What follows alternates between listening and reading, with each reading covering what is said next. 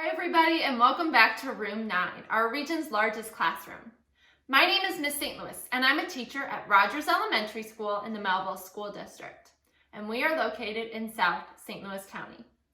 Today I'm here to teach a reading lesson that's geared towards students who are in the 3rd grade. But all learners are more than welcome to join in and explore along with us. So let's get started. This week we've been talking about all things text structures. And we have been focusing on nonfiction books. Now, text structures are the way in which an author chooses to organize the information that they present. So far this week, we've talked about 2 different text structures. We've talked about description, which is when the author gives characteristics or details about something, like a character, an animal, a person, place, thing. And we've also talked about cause and effect. And that's when the author describes an event and why it happens. And so this week we have been looking and exploring through the Who Would Win series books. Now today we're going to continue our exploration with the Who Would Win series books by exploring it through a brand new text structure. And today we're going to be talking all about comparing and contrasting. Now comparing is when we talk about how 2 things are alike. And contrasting is when we talk about how things are different, okay? And so we can use graphic organizers to help us when it comes to comparing and contrasting. And so I'm going to bring in my graphic organizer. And so this is a Venn diagram, and it's a graphic organizer that we use when we compare and contrast 2 different things. So my first topic is going to go over here, and my second topic will go over here. And so in these outer edges, those are the facts that go with those 2 topics. And then here in the middle, these are the things that they have the same, right, or similar, okay? So as we're reading a book, we also have to look for some signal words. So when we're comparing things, some signal words we might see are alike, similar, both, same, common, like, equally, and just as. And if we're contrasting things, talking about how they're different, some signal words we might hear are unlike, differ, different, instead, yet, or but. So as we read through a text, those are some keywords that might give us a hint as to whether or not we're comparing or contrasting. Now, the good thing about the books that we're reading today is there is tons of comparing and contrasting because that is the main text structure of the book that we are currently reading. But before we get into that, let's make sure that we understand how to use this graphic organizer because it is an amazing tool that we can use to help us organize information. So to start, we're going to be comparing and contrasting 2 different things. So I want you to compare and contrast a pumpkin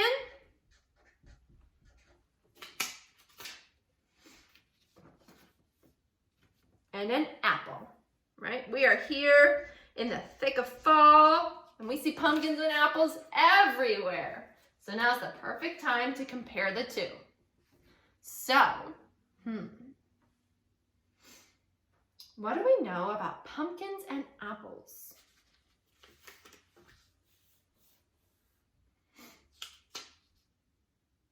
Pumpkins are orange and white. Can apples be orange or white? Yeah, not usually, right? What color are apples? Yeah, we see red, yellow, green, or a mixture, right? Red, yellow, green. Okay, what else? Ooh, good one. Apples have seeds inside. Do pumpkins also have seeds inside? They do. So we can put that in the middle here, right? That's something that they have in common. What else do we know?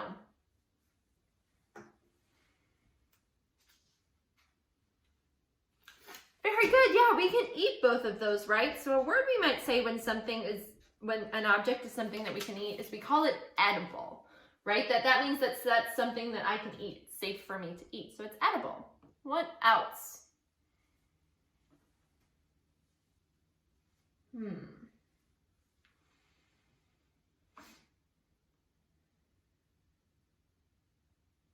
Ooh, okay, good. I'm hearing some about how they grow, right? So apples grow on trees.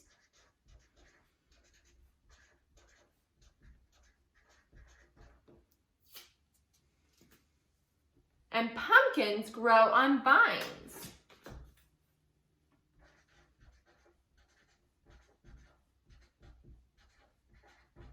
Very good.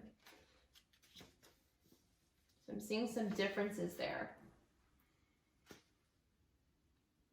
That's a good one. Both of them can be pies. We have apple pie and pumpkin pie, right? That is a good one. Can we think of anything else that they have different about them?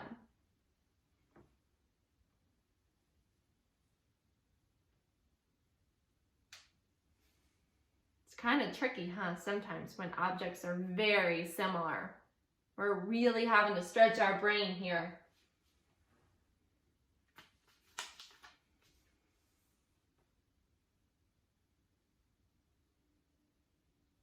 Yeah, that's a good one, right? The thickness of their skin. So we know that apples have a really thin skin.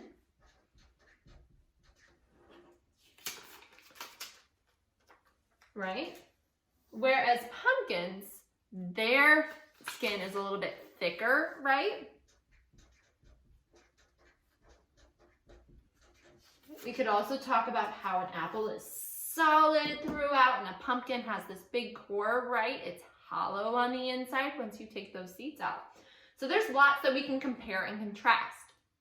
So today, our challenge is to compare and contrast as we read our book, okay? So let me clear this off so we are ready to go.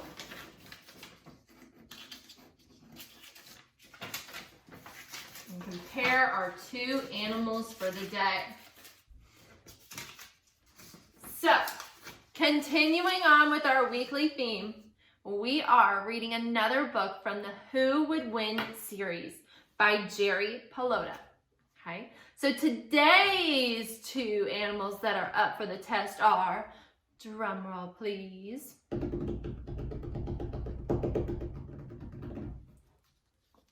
the rattlesnake versus the secretary bird. So today we're going to challenge to see who would win.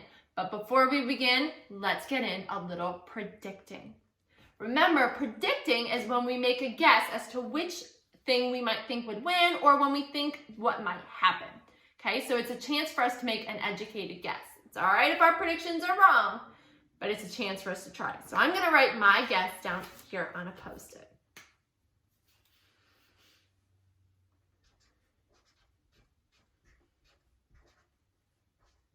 And I promise I'm not peeking. I don't know which one won.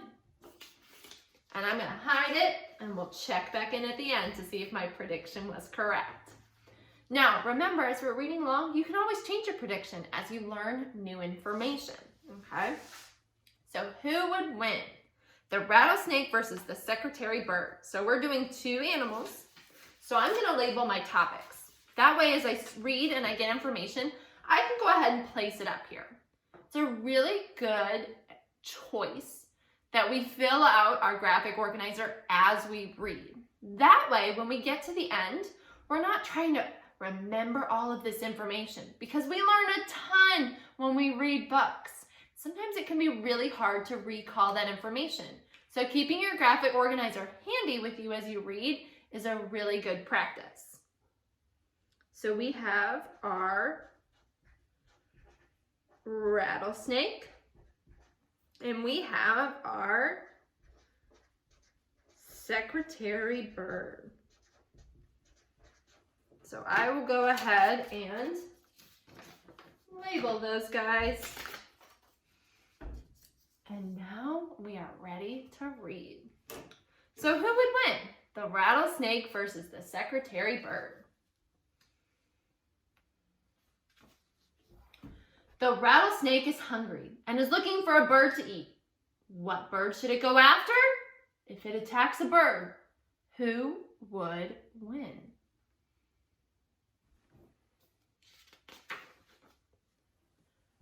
Birds of prey. Should the rattlesnake attack an osprey? This ocean bird eats by catching fish with its sharp talons. Name fact, ospreys are also called seahawks. A bald eagle. It is a national symbol of the United States of America. Fact, you can find it on a $1 bill. A barn owl. It eats mice, voles, shrews, and other small mammals. Stealth fact. An owl's feathers are shaped so it can fly quietly. So if something is stealthy, that means that it's sneaky. A vulture. Not a pretty bird. It eats carrion. Definition. Carrion is the rotten body of a dead animal. So vultures are decomposers. Some other birds. A peacock? What beautiful tail feathers. This bird is in the pheasant family. Correct terms. A male is a peacock and a female is a peahen. A wild turkey? Sorry, turkey. A sandhill crane? It looks like a dinosaur with feathers. Sound fact, sandhill cranes squawk so loud you can hear them miles away. A hummingbird? No, too small. None of these birds look interesting enough. How about a secretary bird? What a strange name. Well, we'll meet it soon. Meet the rattlesnake. The western diamondback rattlesnake is a venomous snake found in North America. Its scientific name is Crotalus atrox. Its name means fierce rattle. Name fact, repeated sheddings of its skin creates a rattle at the end of its tail. When threatened, this snake rattles its tail. Danger, venomous means having a poisonous bite. You can identify different rattlesnakes by the designs on their scales. Do you see the diamond skin pattern? So if you look really close, do you see that diamond skin pattern on the snake? That's what lets us know that it is a diamond rattlesnake, diamondback rattlesnake, because there's different kinds. Meet the secretary bird. The secretary bird lives in Africa. Its scientific name is Sagittarius serpentarius. It has an unusual diet. It eats snakes and other animals. Starry name. Its scientific name comes from two constellations. Sagittarius, which means archer, and Serpentarius, which means serpent handler. Fact, birds don't have arms and hands. They have wings. Definition, a constellation is a pattern of stars in the sky that makes shapes. Its head looks like it's surrounded by quill pens. That's how it got the name secretary bird. Length. The western diamondback rattlesnake can grow to be about 7 feet long. Here are silhouettes of a basketball player and a rattlesnake. Whoo, that's big. Weight fact, a rattlesnake weighs up to 15 pounds. Longest snake. The reticulated python is the longest snake in the world, about 23 feet long. If you hear the rattle, stay away. It's not the biggest or smallest snake, but it is a deadly, venomous snake. Height. For a bird, it's really tall. A secretary bird can grow up to be 4 feet high. That's taller than most kindergartners. Extinct fact. The extinct 12-foot tall moa was the largest known bird to have lived on Earth. Tallest fact. The tallest living bird is the ostrich. It is 9 feet tall. Weight fact, a secretary bird weighs about 12 pounds. And most of its height is in its legs. Long, skinny legs. So we learned some information. Let's add it to our compare and contrast chart. So, the rattlesnake can be 7 feet long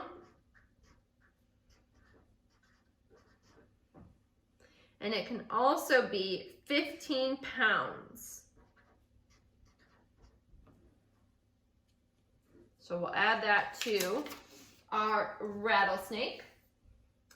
And the secretary bird can be 4 feet tall and it can be about 12 pounds. Okay, so far we're kind of starting to see this secretary bird's a little bit smaller. Let's keep going. It's a reptile. A reptile is a cold-blooded vertebrate animal that is covered in dry scales and horny plates. Snakes, lizards, crocodilians, and turtles are reptiles. Did you know vertebrate means an animal with a spinal cord? Fact, most reptiles lay eggs. Fact, snakes have scales. The rattlesnake has a forked tongue. Its tongue is multi-talented. It can taste, smell, and tell temperature. It's a bird. Birds are warm-blooded winged vertebrates that are covered in feathers and have scaly legs and a beak. Grounded fact, kiwis, penguins, cockapoos, chickens, ostriches, emus, cassowaries, elephant birds, and rheas cannot fly. Boring fact, the secretary bird does not have a special tongue. No teeth fact, birds have beaks, not teeth. So let's add some stuff. We saw here that they have something in common, right? They are birth vertebrates. So they both have a spinal cord. So that's something that they have in common, right? And something that we know that they have different, right? A reptile has a special tongue.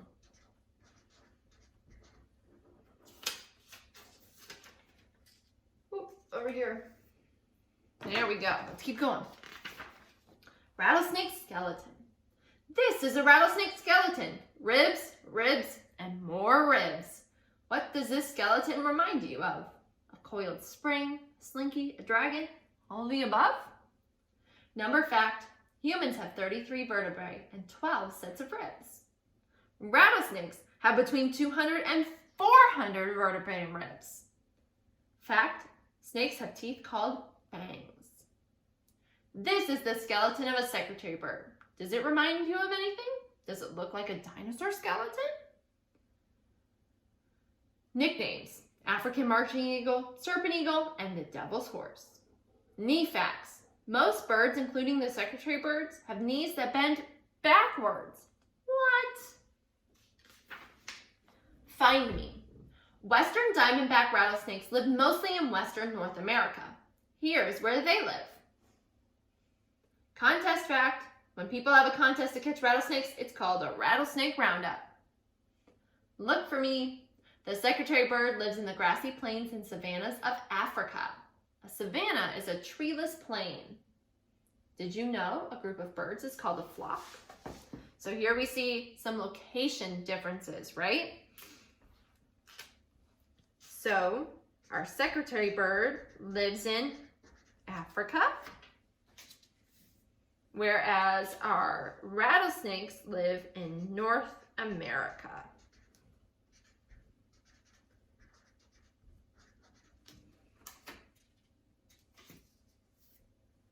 All right, let's keep going.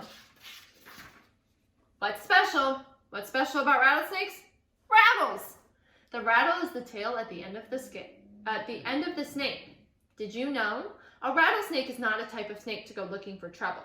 The rattle is a warning sign to stay away. Rattlesnakes molt and shed their skin. The more times they shed, the longer their rattles. What's unique? What's special about secretary birds? Well, they have the longest legs of any bird of prey. Their lower legs are extra skinny. This protects the secretary bird because there is nothing for a snake to bite. Okay, so we can add these, right? Some of their special things that they have about them. So the secretary bird has long, skinny legs.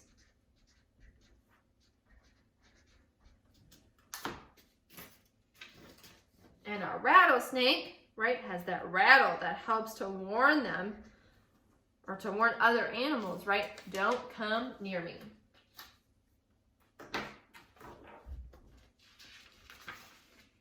Delicious. Rattlesnakes prefer to eat small mammals. This rattlesnake is eating a mouse. Rattlesnakes eat rabbits, rats, voles, mice, squirrels, gerbils, prairie dogs, chipmunks, and hamsters. Eating fact. Snakes do not chew their food. They swallow their food whole. Rattlesnakes have no interest in eating humans. People are too big for them. Rattlesnakes only eat what they can swallow whole. They also eat frogs, birds, lizards, and other snakes. The secretary bird eats snakes and lizards. When they find snakes, they kick them with their razor-sharp claws. Whap, whap, whap. They also attack with their sharp beaks. Here is the secretary bird eating a lizard. It looks delicious. Can you imagine eating a live lizard? So we saw here that they do have something in common, right? Both of them will eat snakes and lizards.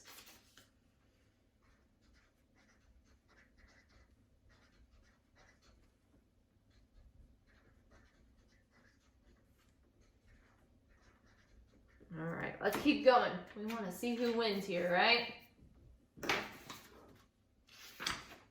Famous, there is a Major League Baseball team called the Arizona Diamondbacks.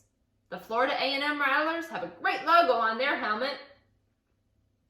Oddball, secretary bird is a strange name. Should it be renamed the soccer bird because of its kicking ability? The secretary bird is the national symbol of Sudan. It is also on the coat of arms of South Africa. Slow. Rattlesnakes move slowly. They slither up to 2 or 3 miles per hour. Run. The secretary bird runs fast. It is considered a terrestrial bird. That means it mostly stays on the ground. It prefers to run up to 20 miles per hour. And at night, secretary birds fly up high in acacia trees and sleep safely. Lions, hyenas, and jackals can't get to them in a tree. So let's add that. 3 miles per hour and 20 miles per hour.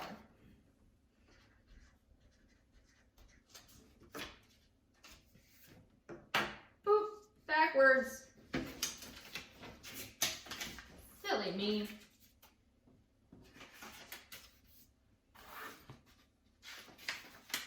Weapons.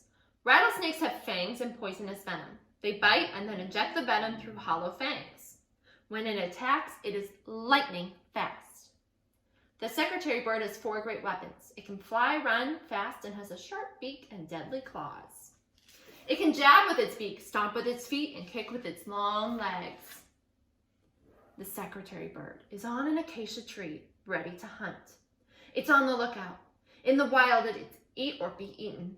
The secretary bird looks down on the ground for food. The rattlesnake is safe and sound in its den. It's getting hungry. It decides to take a peek outside. The rattlesnake sticks its head out of its hole. It's looking for a tasty mouse or a delicious rat to eat. The secretary bird sees the snake, swoops down, and uses its feet to stomp on the rattlesnake's head. Ouch! That hurt! The rattlesnake wiggles back into its den. Now the secretary bird is on the ground. It can fly, but it can also run fast. It looks around.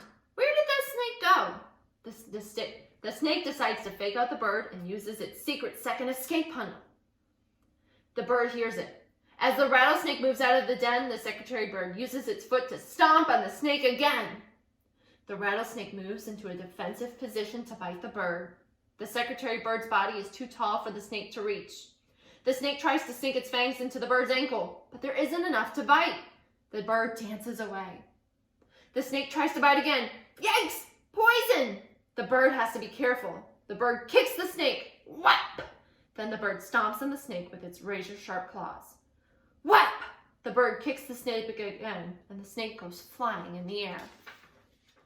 The snake lands on the ground and decides to skip dinner and escape to its den. As the snake moves back and forth across the ground, the secretary bird keeps on kicking it. Whap, whap, whap! In between kicks, the secretary bird pecks the snake on its head. Bop! The rattlesnake is wounded. The bird gives it another kick. Whap! The secretary bird eats the rattlesnake. The fight is over. What must it be like to eat a wounded venomous snake? Yuck! The end. So, was your prediction correct? Let's see here. I thought the rattlesnake was going to win, so my prediction was incorrect, but that's totally okay. Remember, predictions are just guesses, so there's no way for us to actually know what's going to happen until we read the book. So, we were able to use our graphic organizer, right? And so this is a Venn diagram to compare and contrast our animals, the secretary bird and the rattlesnake, okay? So we can use this to help us see which animal we think should have won, because we may not always agree with what an author writes, and that's totally okay, because everybody is welcome to have their own opinion. So maybe you want to take this information and rewrite a new ending to one of these books, because this isn't the only one. Maybe you disagreed with one of the 2 books we read the other day, with the hammerhead versus the bull shark, or the lion versus the tiger. You could reread these books and create your own Venn diagram, comparing and contrasting the 2 animals. And then using this information, you could recreate a new ending to the story to tell which animal you think should have won, right? And using some of the information to help you, okay? So this comes in very handy, all right? Comparing and contrasting is a super useful skill that I know that you guys are going to use a ton. All right, boys and girls. So today we have learned yet another text structure, and I'm so excited that tomorrow you'll join me back again to see and hear about another text structure that we use.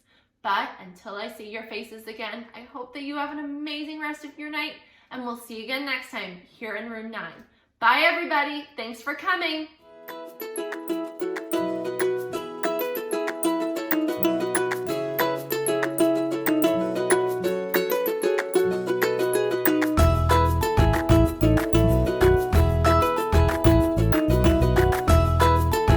Teaching in Room 9 is made possible with support of Bank of America, Dana Brown Charitable Trust, Emerson, and viewers like you.